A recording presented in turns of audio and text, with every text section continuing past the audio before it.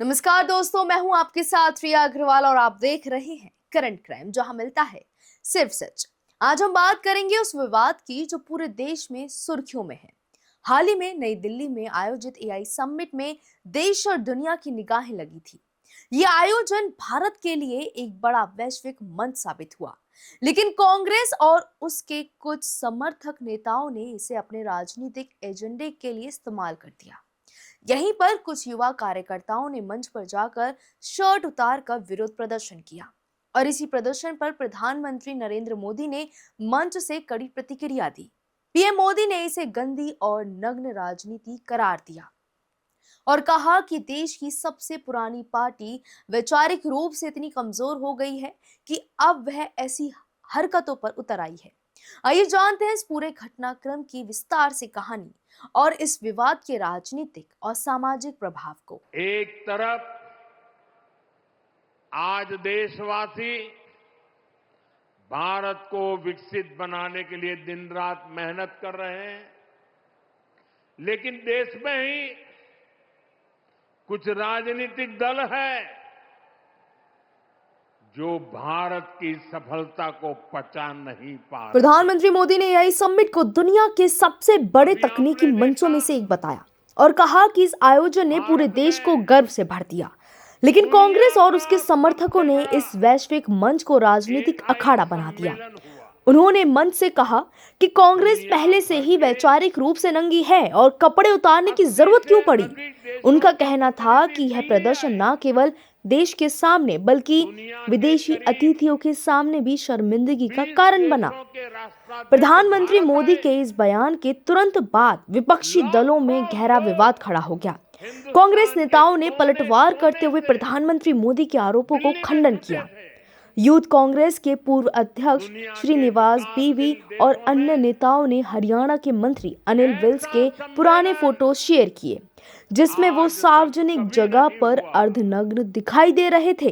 और सवाल उठता है कि अगर यह नंगापन नहीं है तो युवाओं द्वारा किए गए प्रदर्शन को क्या कहेंगे।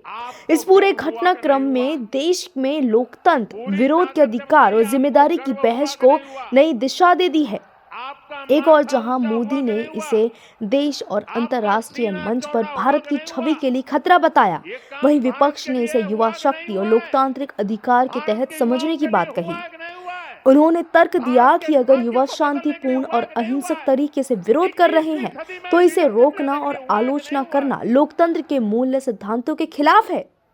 इस विवाद में राजनीति के विभिन्न पहलू को भी देखा जा रहा है। समाजवादी पार्टी के प्रमुख अखिलेश यादव ने इस प्रदर्शन को सही नहीं ठहराया, लेकिन उन्होंने केंद्र सरकार की आलोचना की और कहा कि विरोध को दबाना लोकतांत्रिक मूल्यों के खिलाफ है। इसी तरह टीएमसी के बाबू सुप्रियो ने भी कहा कि घरेलू राजनीतिक देश की प्रतिष्ठा की कीमत पर नहीं होनी चाहिए। प्रधानमंत्री मोदी ने इस पूरे मामले में कांग्रेस को कटघरे में लाकर खड़ा कर दिया और कहा कि कांग्रेस की ये हरकत सिर्फ और सिर्फ विपक्षी राजनीति को बढ़ावा देने की कोशिश है। उन्होंने उदाहरण देकर बताया कि पहले भी विपक्ष के कई नेता सार्वजनिक विरोध कर चुके हैं, लेकिन किसी ने भी अंतर्राष्ट्रीय मंच पर इस तरह की शर्मनाक हरकत नहीं की। इस बयान के बाद देश भर में सोशल मीडिया और मीडिया चैनलों पर बहस छिड़ गई। प्रधानमंत्री मोदी के विरोध प्रदर्शन को लेकर ये भी सवाल उठ रहे हैं कि लोकतंत्र में विरोध के अधिकार और जिम्मेदारी के बीच संतुलन कैसे बनाया जाए। विपक्ष ने इसे लोकतंत्र के लिए खतरा बताया, जबकि सरकार और समर्थकों ने इसे कानून और सम्मान के उल्लंघन के रूप में देखा। इस पूरे विवाद में ये भी उजागर किया गया कि राजनीतिक दलों के रणनीतिक और वैचारिक जो मतभेद हैं वो बहुत गहरे हैं, वो बहुत डिफरेंट है। प्रधानमंत्री मोदी ने मंच से ये साफ कर दिया कि भारत के वैश्विक मंच को राजनीतिक अखाड़ा बनाने की कोशिश देश और अंतर्राष्ट्रीय प्रतिष्ठा दोनों के लिए नुकसानदेह है। उन्होंने कहा कि कांग्रेस की यह हरकत देश के लोकतांत्रिक मूल्य और अंतर्राष्ट्रीय सम्मान पर सवाल खड़ा करती है। वहीं विपक्ष ने ये तर्क दिया कि युवा कार्यकर्ताओं ने शांतिपूर्ण और अहिंसक तरीके से विरोध किया और इसे लोकतांत्रिक अधिकार के तहत समझा जाना चाहिए। कांग्रेस ने कहा कि यह विरोध प्रदर्शन युवा शक्ति और लोकतांत्रिक भावनाओं का प्रतीक है, जिसे रोकना और दबाना लोकतंत्र के सिद्धांतों के खिलाफ है। इस विवाद में पूरे देश में यह बहस छिड़ गई है कि लोकतंत्र में विरोध के अधिकार और जिम्मेदारी के बीच संतुलन बनाए रखना कितना महत्वपूर्ण है। विपक्ष और सरकार के बीच ये टकराव आगे भी राजनीतिक सुर्खियों में बना रहने वाला है।